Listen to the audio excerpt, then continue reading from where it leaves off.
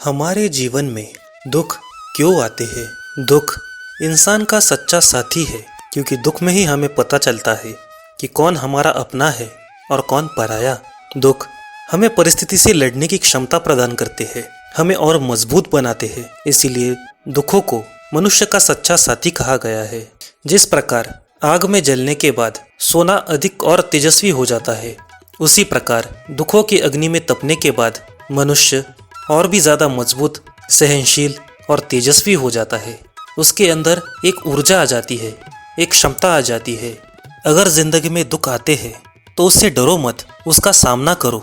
अपनी साईं माँ पर विश्वास रखो, क्योंकि साईं बाबा कहते हैं कि मैं अपने भक्तों के जीवन में जानबूझकर दुख डालता हूँ, ताकि वो उन दुखों के द्वारा अपने आप को मजबूत बना सके, परिस्थितियों का सामना करके अपनी एक नई पहचान बना सके। इसीलिए दुखों से डरो नहीं, उन्हें भगवान का आशीर्वाद समझकर स्वीकार करो। सुख और दुख क्या है? हमारे कर्मों का फल है, जो खुशियाँ और दुख इन दोनों के रूप में हमारे जीवन में आते हैं। हमारे सत्कर्म और हमारे दुष्कर्म हमारी नियति बन जाते हैं, जो हमें सुख या दुख प्रदान करते हैं। इसीलिए अच्छे कर्म करते रहो, चाहे परिस्थिति कैसी भी हो। भले ही तुम्हारा आज इस वक्त बुरा है, लेकिन तुम्हारे अच्छे कर्मों की वजह से तुम्हारा आने वाला कल, तुम्हारा भविष्य अवश्य ही सुनहरा और अच्छा होगा। इसीलिए दुखों से डरो मत, उसका सामना करो। अपने साईं बाबा पर विश्वास रखो कि जो भी होगा अच्छा ही होगा।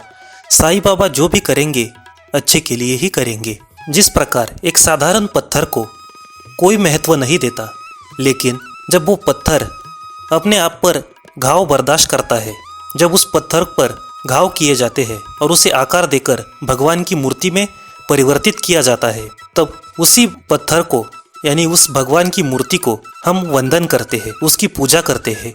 यानी जिस पत्थर को पहले कोई महत्व नहीं था, कोई भी उसे महत्व नहीं देता था, और आज उसी पत्थर को मूर्ति के रूप में देखकर उसकी पूजा की जाती है। ये सब कैसे हुआ? क्योंकि उस पत्थर ने अपने आप पर घाव बर्दाश्त किए और उसी कारण उसे एक आकार मिला, जिसके कारण उसका स्थान पूजनीय हो गया। मिट्टी कहती है कि मुझे रौंदा जाता है, भट्टी में डालकर पकाया जाता है, लेकिन जब भट्टी में उसे पकाया गया तब वह मटके के रूप में बाहर आई और उसकी कीमत बढ़ गई। जब तक वह मिट्टी थी उसका कोई मोल नहीं था, कोई कीमत नहीं थी, लेकिन जब उस मिट्टी से मटका बना तब उसकी कीमत बढ़ गई। लोगों ने उसे ऊंचे स्थान पर रख दिया। ऐसा क्यों? संघर्षों से गुजरने के बाद ही, दुख सहन करने के बाद ही हमारे जीवन को मोल प्राप्त होता है, हमारा जीवन अनमोल बन जाता है। इसीलिए दुखों से डरो मत, क्योंकि जिस प्रकार दिन के बाद रात और रात के बाद दिन निश्चित है, उसी प्रकार सुख के बाद दुख और दुख के बाद सुख निश्चित है। हमारे दुखों के समय में हम अकेले नहीं हैं। साईं बाबा हमेशा अपने भक्तों के साथ है, ये कभी भी भूलना मत। उन पर विश्वास रखो, वो सब ठीक ही करेंगे।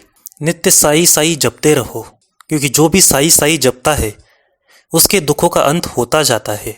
इसीलिए साईं बाबा का नाम लेते रहो, उसके कारण धीरे धीरे हमारे पाप नष्ट होने लगेंगे, धीरे धीरे दुखों का अंत होने लगेगा और खुशियाँ हमारे जीवन में आएंगी।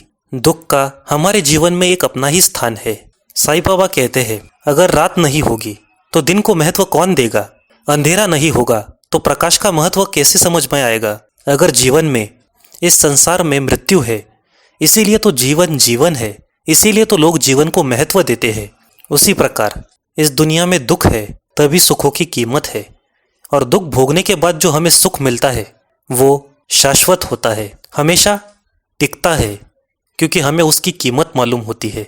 इसीलिए आज हमारे जीवन में दुख आए हैं तो उसे साईं बाबा का आशीर्वाद मानकर स्वीकार करो, क्योंकि बाबा कहते हैं कि दुखों में तुम निराश मत होना, मुझ पर विश्वास करो, मुझ पर इतना विश्वास करो और ये जान लो कि सुख जल्द ही हमारे जीवन में आने वाला है। इसीलिए डरो नहीं, खड़े हो जाओ, दुखों का सामना करो। समय चाहे कैसा भी हो, सुखों का या दुखों का, साईं बाबा को भूलो मत, उनका नाम लेते रहो। सुख और दुख दोनों हमारी परीक्षा लेते हैं। किसी भी अवस्था में, किसी भी हालत में भगवान को भूलना मत, उन पर विश्वास करके आगे बढ़ते रहो। निश्चय ही तुम्हारा कल्याण होगा।